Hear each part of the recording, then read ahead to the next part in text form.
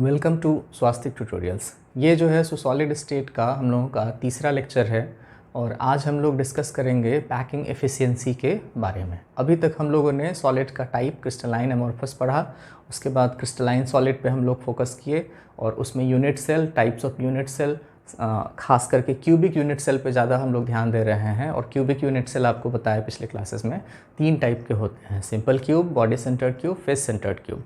तो उन सभी का आज हम लोग पैकिंग एफिशिएंसी देखने वाले हैं कि पैकिंग एफिशिएंसी कितना होता है और कैसे कैलकुलेट करते हैं। और ये बड़ा इंपॉर्टेंट सा क्वेश्चन होता है सब्जेक्टिव एग्ज़ाम में भी, ऑब्जेक्टिव एग्ज़ाम में भी हम लोगों से ये पूछा जाता है।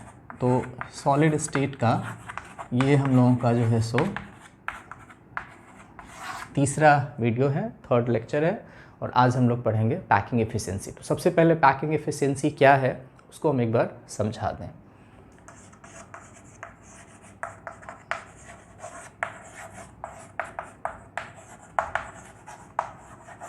एफिशिएंसी तो आप समझते होंगे, क्षमता।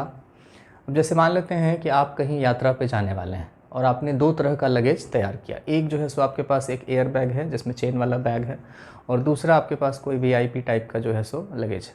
तो जो चेन वाला बैग होगा उसमें आप कपड़ा को रखते हैं, लेकिन बहुत ज़्यादा उसमें एकदम से जो है सो 1-1 सेंटीमीटर इस्तेमाल आप नहीं कर पाएंगे। उस लगेज में जो जगह है, वॉल्यूम है, उसको कपड़ा अगर बहुत ज़्यादा आप उसमें रख देंगे तो चेन बंद नहीं होगा, ख़राब भी हो सकता है। लेकिन जो वीआईपी टाइप का हम लोगों के पास लगेज है उसमें कपड़ा लोग एकदम से क्षमता से ज़्यादा भी हो सकता है कि दिखे, कभी ज़बरदस्ती बंद नहीं हो रहा है तो ज़बरदस्ती उसके ऊपर बैठ जाएंगे, सेंटर लॉक कर देंगे और फिर बाद में जहाँ पे खोला जाएगा तो फिर देखा जाएगा जो भी हो। बट उसमें जो एफिशिएंसी है पैकिंग का, उसमें जो आपने स्पेस को कंज्यूम किया उसका लगभग 100% आपने यूज़ कर लिया है, 1-1 मिलीमीटर इस्तेमाल कर लिया है। किसका? तो वीआईपी वाला जो आपके पास लगेज है उसका। और जो दूसरा वाला आपके पास बैग है उसका 100% आप यूज़ नहीं कर पाएंगे। तो यहाँ पे हम लोग कहेंगे कि जो एयर बैग है हम लोगों के पास, चेन वाला बैग, उसका एफिशिएंसी पैकिंग का उतना अच्छा नहीं है as compare to the efficiency of a VIP. ये बात समझ में आ रही होगी। तो अभी हम लोगों ने पीछे क्लास में डिस्कस किया था कि सिंपल क्यूब का जो Z है, रैंक है, वो 1 है। इसका मतलब क्या है कि एक सिंपल क्यूब के अंदर एक स्फीयर होता है। एक्चुअली 8 कॉर्नर्स पे स्फीयर्स का 1/8, 1/8, 1/8 पोर्शन होता है, बट उन सभी को मैथमेटिकली अगर इकट्ठा करें तो वो एक स्फीयर के वॉल्यूम के बराबर स्पेस उसमें कवर किया हुआ है। बॉडी सेंटर्ड में देखते हैं तो 2 sphere, that is body centred cube के अंदर में जो स्पेस है वो 2 स्फीयर के ज़रूरत के जितना भरा हुआ है। और in case of face centred cube जो हम लोगों का Z आता है वो 4 आता है, तो उसमें हम लोग कह सकते हैं कि 4 स्फीयर के बराबर वॉल्यूम भरा हुआ है। तो यहाँ से आपको ये ऑर्डर तो समझ में आया कि पैकिंग एफिशिएंसी सबसे अच्छा किसका होगा? फेस सेंटर्ड क्यूब का। सेकेंड नंबर पे कौन रहेगा? Body centred cube. और सबसे ख़राब पैकिंग एफिशिएंसी होगा सिंपल क्यूब का। बट अगर कैलकुलेट करके बोला जाए कि क्यूब का वॉल्यूम अगर आप कहते हैं कि 100 क्यूबिक सेंटीमीटर है, किसी क्यूब का वॉल्यूम अगर 100 क्यूबिक सेंटीमीटर है तो उसका कितना क्यूबिक सेंटीमीटर स्फीयर से भरा हुआ है और कितना स्पेस खाली है, ये एग्जैक्टली कैलकुलेट करके दिखाइए। तो अब इसमें थोड़ा मैथमेटिक्स हम लोगों को अप्लाई करना है और यही वाला चीज़ अभी हम लोग डिस्कस करने जा रहे हैं। That is packing efficiency of simple cube हम लोग अभी डिस्कस करेंगे।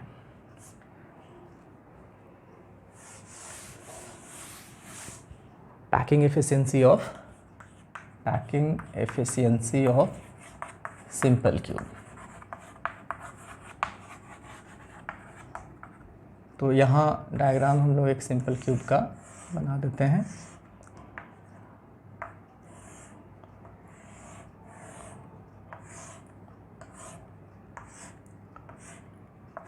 क्यूब का नाम जैसे हम लिख देते हैं यहाँ से A, B, C, D, E, F, G और फिर ये H।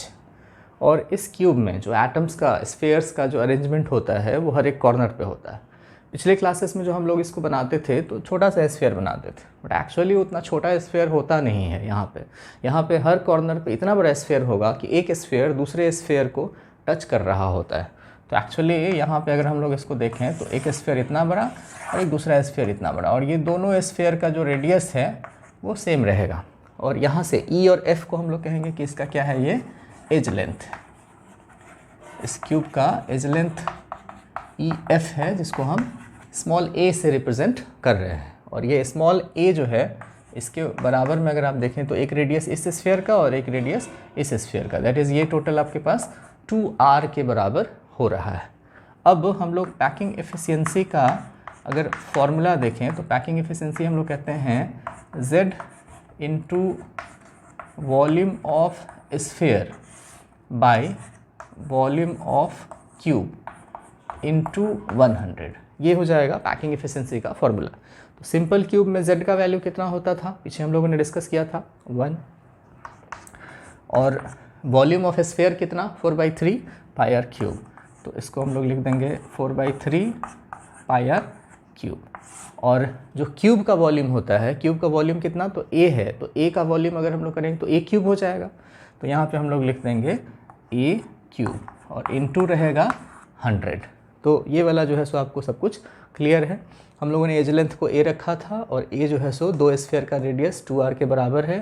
पैकिंग एफिशिएंसी का फॉर्मूला एक तरह से हम लोग कह सकते हैं कि Z into volume of sphere by volume of cube into 100 होता है। यहाँ पे Z का वैल्यू सिंपल क्यूब के लिए 1 है और volume of sphere 4/3 pi r cube है, जिसका रेडियस r है उस स्फीयर का वॉल्यूम, और A जो है सो यहाँ पे हम लोगों का क्यूब का एज लेंथ है। अब A और R के बीच में आपको रिलेशन पता है कि A होता है 2r। तो अब हम इस डायग्राम को मिटा देते हैं और इससे आगे का जो है पार्ट वो हम लोग लिखेंगे। ये क्या है फॉर्मूला, तो this is the formula for packing efficiency. तो ऊपर तो हम लोगों के पास रहेगा 4/3 पाई आर क्यूब और नीचे A था, A इक्वल्स टू आपको याद है 2r, तो 2r का क्यूब अगर कर दें तो हो जाएगा 8r क्यूब इंटू 100। इसी को हम लोग अरेंज करें तो 4 pi r cube by 3 into 1/8 r cube into 100। अब यहाँ कुछ कैंसिल होने वाला आपको दिख रहा है, आर क्यूब से आर क्यूब कैंसिल हो जाएगा, यहाँ 4 से इसको कट कर देंगे 2 हो जाएगा। तो हम लोगों के पास जो बच जाएगा टर्म्स वो क्या होगा, ऊपर बचा पाई और नीचे 3 इंटू 2 6, पाई इंटू 6 इंटू 100। और पाई का वैल्यू आप 22/7 दैट इज़ 3.14 अगर रख देंगे यहाँ पे, 3.14 इंटू 100/6 इसको सॉल्व करेंगे तो ये 52.4% आपके पास आ जाएगा। That is packing efficiency of simple cube 52.4% होता है। तो हम उम्मीद करते हैं कि ये कैलकुलेशन आपको समझ में आ रहा होगा, और ये कैलकुलेशन सब्जेक्टिव एग्ज़ाम में जो है सो 12th बोर्ड एग्ज़ाम में पूछा जाता है, और जेईई और नीट वगैरह में ये फाइनल जो एक्सप्रेशन आया ये पूछा जाता है। मतलब किसी क्यूब का इतना स्पेस जो है सो सिंपल क्यूब का भरा हुआ होता है, तो उसमें कभी कभी पूछा जाता है खाली स्पेस कितना होगा, तो जिसको वाइड हम लोग कहते हैं। तो वाइड हम लोग क्या कहेंगे, तो वाइड हो जाएगा 100 में से ये माइनस कर देंगे 52.4, तो ये 47.6% जो है सो वाइड हो जाएगा इन ए सिंपल क्यूब। तो ये वाला जो है सो पैकिंग एफिशिएंसी सिंपल क्यूब का कैसे कैलकुलेट करते हैं उसको हम लोगों ने अभी देखा। अब हम लोगों को डिस्कस करना है packing efficiency of face centred cube. तो यहाँ पे एक क्यूब बनाया हुआ है, अब इसको हम लोग फेस सेंटर्ड क्यूब में कन्वर्ट कर देंगे। तो किसी भी क्यूब में सेंटर्ड फेस क्यूब रहे या बॉडी सेंटर्ड रहे, कॉर्नर्स पर तो स्फीयर रहेगा ही, और इस डायगोनल के बारे में जो है सो हम लोग बात करेंगे। तो फेस सेंटर्ड क्यूब में एक यहाँ पर स्फीयर रहेगा, एक स्फीयर इस कॉर्नर पर और एक स्फीयर इस कॉर्नर पे। ये जो आपको सरफेस दिख रहा है B, C, D और G, इस सरफेस को हम यहाँ बाहर ला करके जो है सो दिखा दे रहे हैं। चूँकि ये जो है सो एक क्यूब का सरफेस है तो जाहिर सी बात है ये एक स्क्वायर होगा, और ये स्क्वायर का नाम क्या है, तो यहाँ पे है B और उसके नीचे है C, फिर इधर है D और इधर है G। तो ये हम लोगों ने G, B, C और D जो है सो एक स्क्वायर बाहर निकाला। किसका है वो सरफेस, क्यूब का। और इस पे हम लोगों ने अरेंज क्या किया हुआ है, तो एक स्फीयर यहाँ पे बीच में रहता है, फिर एक कॉर्नर पे यहाँ और एक कॉर्नर पे यहाँ। अब हम लोगों का ये जो है B और C ये एज लेंथ है, G और B ये भी एज लेंथ है, तो ये क्लियर है आपको। तो हम लोग क्या चाहते हैं कि इन ट्रायंगल GB और C, ये एक राइट एंगल ट्रायंगल है जिसमें ये G और C क्या है, हाइपोटेन्यूज होगा। G और B जो है सो एक आप लेंथ कह सकते हैं और B और C एक और दूसरा लेंथ कह सकते हैं। तो यहाँ पाइथागोरस थ्योरम से आप क्या कह सकते हैं कि G और C का स्क्वायर इक्वल होगा B और G का स्क्वायर प्लस B और C का स्क्वायर। कोई डाउट नहीं। तो B और G क्या है, स्मॉल a, B और C क्या है, स्मॉल a। तो यहाँ GC स्क्वायर हो जाएगा A square plus A square, that is इसको मिला के हम लोग कह सकते हैं 2a स्क्वायर। और अब सिर्फ अगर आपको चाहिए GC तो इसका रूट करेंगे तो a स्क्वायर का रूट करेंगे तो a हो जाएगा और √2 हम लोगों के पास जो है सो बच जाएगा, तो ये हो जाएगा √2a। ऐसे भी स्क्वायर का डायगोनल √2a होगा अगर स्क्वायर का एज लेंथ हम लोग कहें कि a होता है। तो ये बात क्लियर है, ये डायग्राम में जो है सो आप यहाँ पे समझ सकते हैं। उसको मिटाते हैं हम, इसका ज़रूरत हम लोगों को पड़ेगा। GC हम लोगों ने देखा कि GC जो है क्या है √2a, GC is equals to √2a।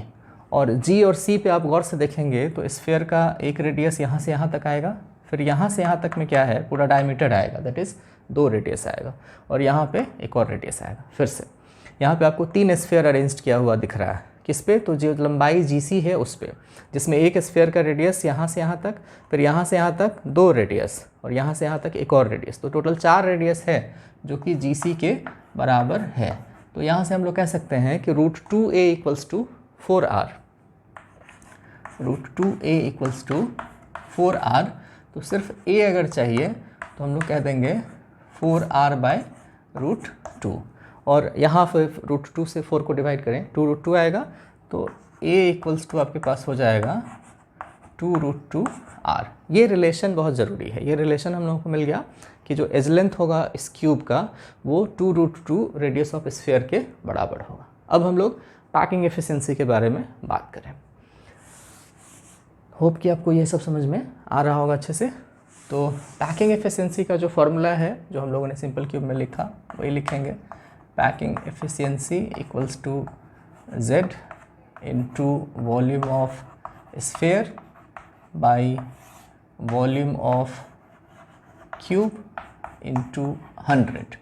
और Z फेस सेंटर्ड क्यूब के लिए Z का वैल्यू कितना 4 होता है, 4 लिख देंगे। स्फीयर का वॉल्यूम कितना, तो 4/3 πr क्यूब, और जो क्यूब का एज लेंथ होता है वो a है, तो a का क्यूब करेंगे तो उसका वॉल्यूम, तो a का क्यूब करें तो 2√2r का क्यूब हो जाएगा, तो यहीं पे हम लिख देते हैं 2√2r, और इसका हो जाएगा क्यूब, और इधर रहेगा 100। तो आगे जो कैलकुलेशन है उसको यहाँ पे हम लोग देख लेते हैं। आगे ये 4 × 4 कर दें तो हो जाएगा 16 πr³ / 3, और इनटू में इसको हम लोग ऐसे करके लिखें 2 का क्यूब कितना हो जाएगा 8, और √2 का क्यूब करें तो √2 × √2 2 हो जाएगा, और एक √2 बच जाएगा, दैट इज़ 2√2, और r तो रहेगा ही, उसका क्यूब हो जाएगा, इनटू करेंगे 100। अब यहाँ कैंसिल हो जाएगा क्या क्या, तो यहाँ 8 है इंटू 2 है, तो 8 × 2 16, और एक अकेले 16 यहाँ पे है, ये दोनों कैंसिल हो जाएगा। r³ से ये r³ कैंसिल हो जाएगा, तो आगे आपको क्या मिलेगा, ऊपर पाई और नीचे 3√2, तो ऊपर हम लोगों को मिलेगा पाई और नीचे 3√2 इंटू 100, ये चीज़ है। और इसको जब आप सॉल्व करेंगे, यहाँ पे इसको जब आप सॉल्व करेंगे तो ये आपको मिलेगा 74%, जहाँ पे पाई का वैल्यू 3.14 रखेंगे और √2 का वैल्यू 1.41 रखेंगे। सॉल्व करने पे आपको ये 74% मिल जाएगा। That is packing efficiency of face centred cube 74% होता है। तो वॉइड कितना होगा, 100 - 74, दैट इज़ 26% इसका वॉइड हो जाएगा।